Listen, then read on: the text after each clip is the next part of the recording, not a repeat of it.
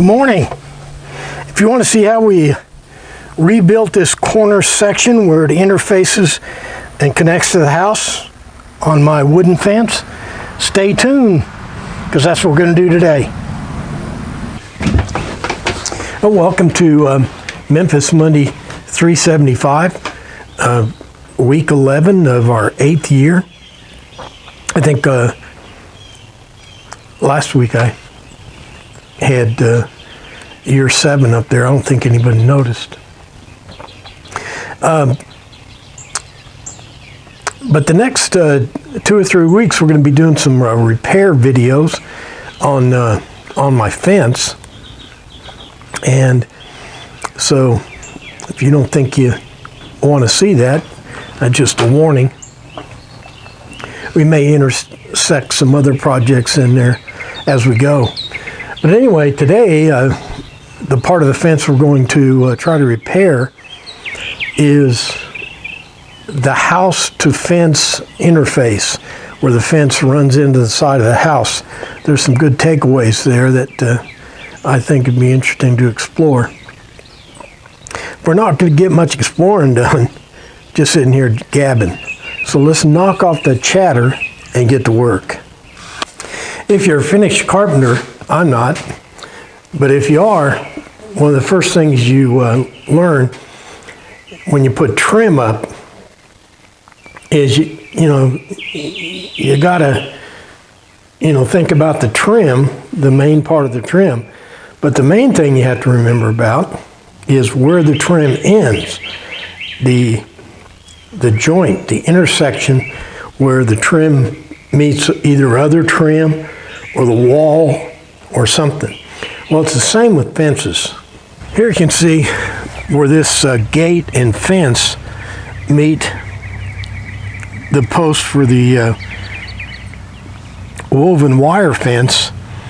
The fence actually, this is a 4x6, and the fence pickets actually extend out here and make a small gap. So this was thought out. Here's a corner situation on the fence. This is a 4x6 here, and then a 2x4 spacer was put in here so that these stringers would be online with the rest of the fence. So this was thought out also. Here's a deck railing we did a couple of years ago, and here's where it butts into the house. You can see there's a post right there, and then the stringers extend out to the house, and the top rail is angled the same angle as the handrail is to the house. And at the other end, where it meets the rest of the deck, it's angled, secured by a post that's fairly close to it. And down at the bottom, it actually butts with an angle joint directly into the foundation of the deck structure. So you can see with this rail, which is really a fence in a way, some care was taken to make sure that the terminus on both ends were thought out and well executed. Now this one, my friends, is not well thought out and well executed, as you can see. First thing I did wrong is I put that post right up against the house. That would have worked if I could have got a hole down deep enough to set that post, but apparently I couldn't, and only put it in the ground about 6 inches because the foundation of the house wouldn't allow me to dig the hole. So what I need to do is put another post in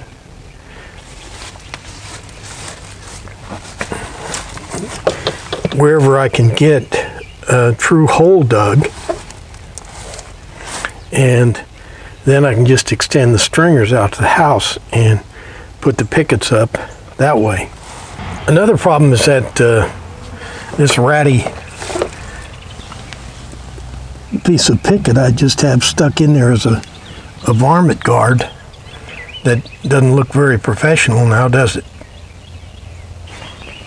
And look at these boards. They're just falling off. I don't know, I'll have to figure out why, but apparently I didn't put good enough nails in them or something, but they're just falling off.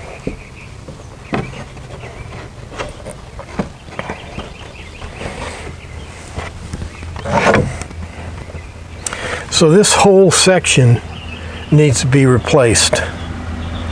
Now this has nothing to do with our project today, but check this post out. It is like bent into a radius. Never seen that before. I would have thought the nail here the nails and stuff would have held it in place. And this might be an interesting thing, if not a takeaway, and that is I built this whole fence before I did Memphis Mondays. So I don't really have a video. I have a video repairing this fence once, but I don't have one of me actually building it. And the lessons learned from that expose is that if I had been doing Memphis Mondays back then, I don't think I would have done this, because I'd have had to put it on film and try to defend it on camera.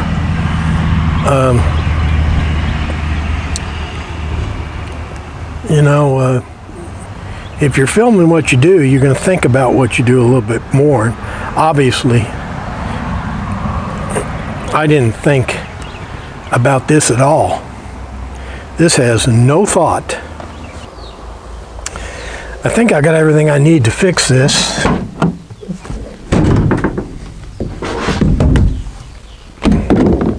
I got Sacrete and treated 2x4s, treated 4x4, and I bought 9 fence pickets to replace the ones that get broken. I don't want to put all new fence pickets in there, but I need to have them if I need it. Okay, first two things on the agenda, we need to demo that old corner, and then we need to set a new post in there. We need to set it right this time. I actually bought this stuff a couple of days ago, but I threw my back out putting this concrete in my truck, and I had to take 2 days off doing something else. So my goal here is to get this thing out of the truck without throwing my back out.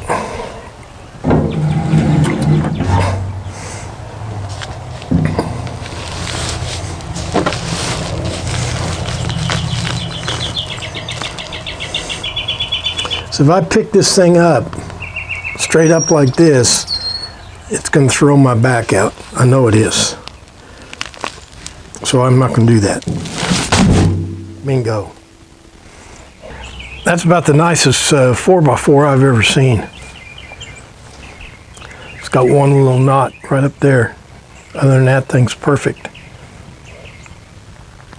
This 4x4 is 8 feet long. So I'll put it in the ground 2.5 feet, and with that 50 pounds of Sacrete, and we should have a pretty good post. So if there's a silver lining, the fact the demo is going to be pretty easy on this.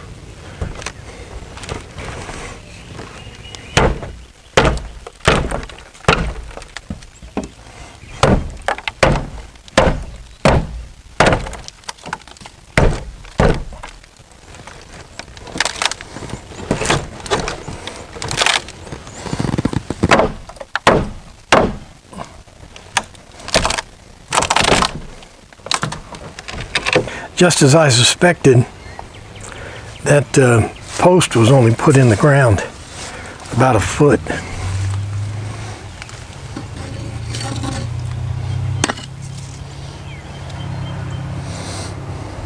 I sure hope I discover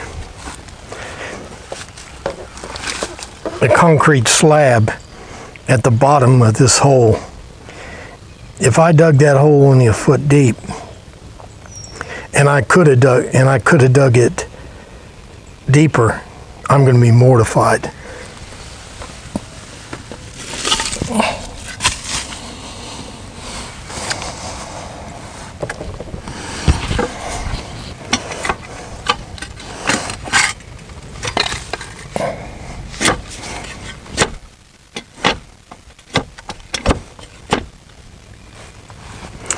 Okay, there is a concrete slab there.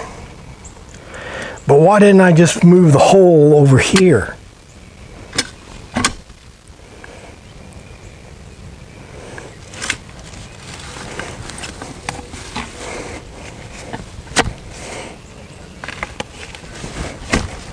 I turned 75 years old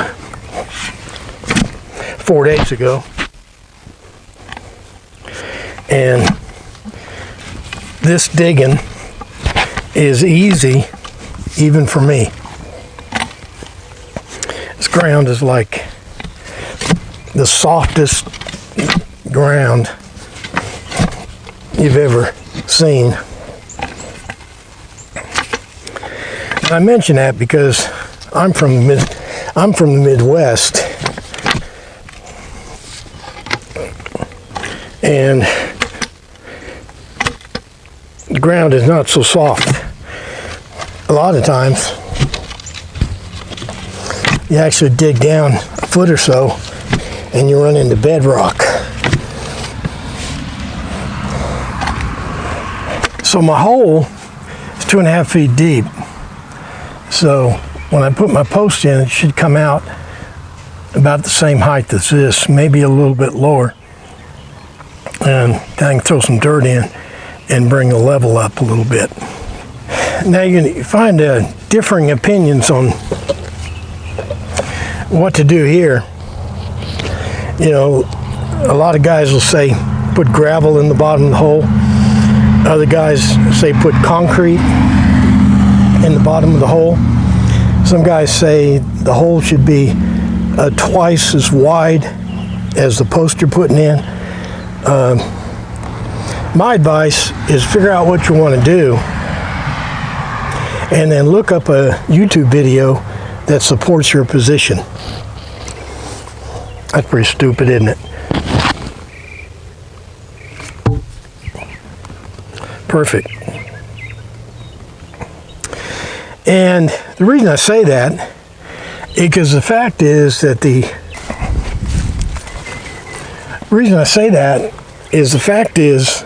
trend now, especially for farm pasture and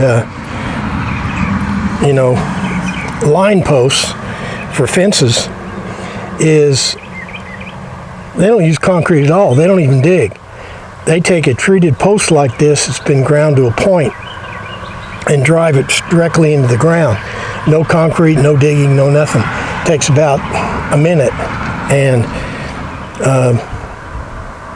I've been watching a couple of fences now for about 15 years, and they're still in perfect shape, so it must work. Well, that being said, I think I will widen the hole a little bit because I think I have enough Sakrete. No use wasting it.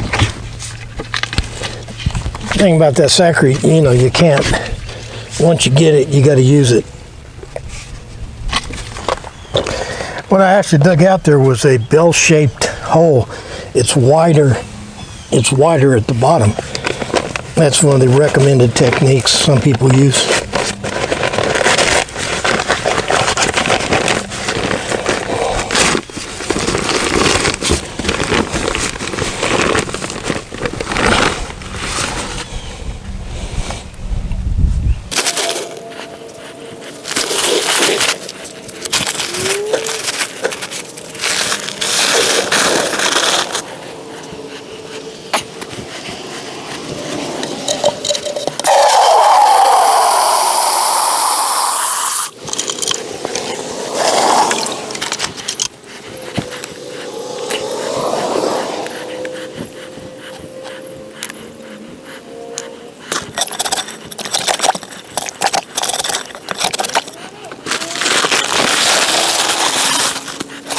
Okay, we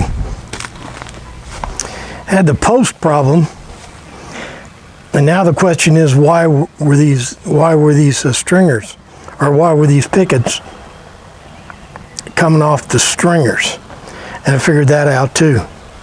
The stringers are rotten. Look at there. It's like paper.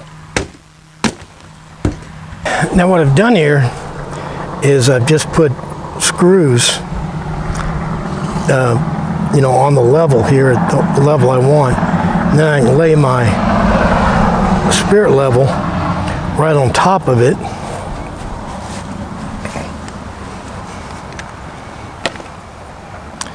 And then that allows me to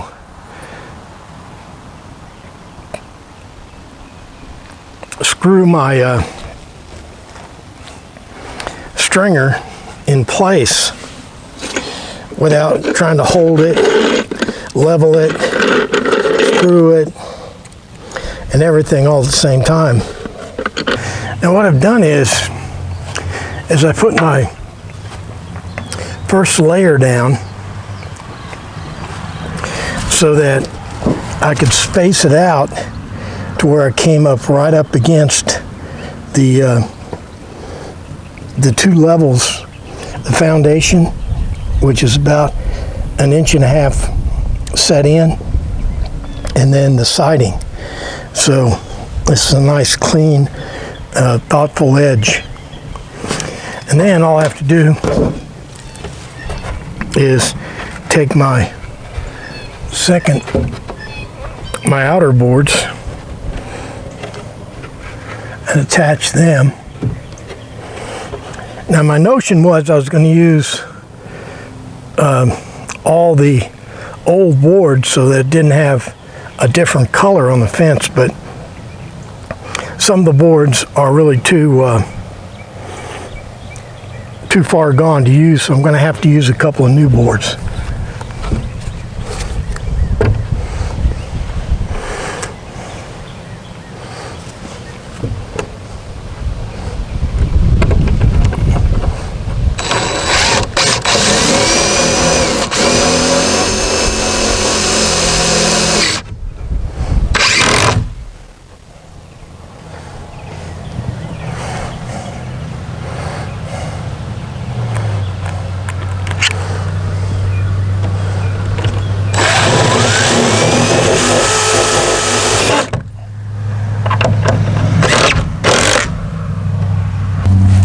Well, that about does it for Memphis Monday 375. We replaced this badly installed section of fence. We have a nice, elegant connection now to the house. We moved that pole. We never did. Yeah, we figured out why we put it there to begin with, but it was stupid because you could have moved it over here a foot and gone down the full 2.5 feet. So I don't know what happened. Our boards were falling off because these stringers were rotten. And that brings up a question. And the question is, all this fence, all the way, I don't know what that is, 150 feet or more, but that is all put in with those pre-assembled panels. And those pre-assembled panels have these little 2.5 to 3 inch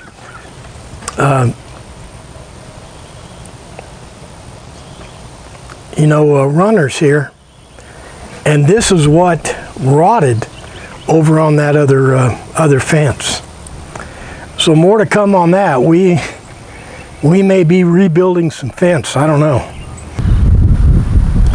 And here's what it looks like on the show side. We try to use the old boards so that we didn't get an Indian corn effect. But we did have to use some new wood, but we put it down here at the end, so I don't think this is distracting. We also attached everything with deck screws instead of ring shank nails. And overall, I'm pretty satisfied. It's nice and strong, and that's just what we want. Well, that does it for a Memphis Money 375. Story is my wife kind of got on to me the other day and said, you know, you're always making stuff for other people, and you got stuff falling apart out there. What's up with that? And of course she's right. You know, you get interested in some project and you let your own work slick by, and you know, that's what I think I've done. So I've got several fix it up projects around the empire here that we'll be working on. And we'll interspace some other projects also, but we do have some some home repair kind of project going on. Did you ever hope you were lazy? I built that fence probably 2010, 2011, right in there. So it's 10 or 11 years old. But when I say, I hope I was just being lazy when I put that corner in there, because that's the worst job I've ever seen. That is an abomination. You know, I just can't believe that I did that, and I know I did. It just, I just can't figure it out. But no one's perfect, and that certainly includes me. So like, favorite, share, and all the stuff you do on the internet. But most important, make sure you're back here next week for another exciting Memphis Monday. Thanks for playing along.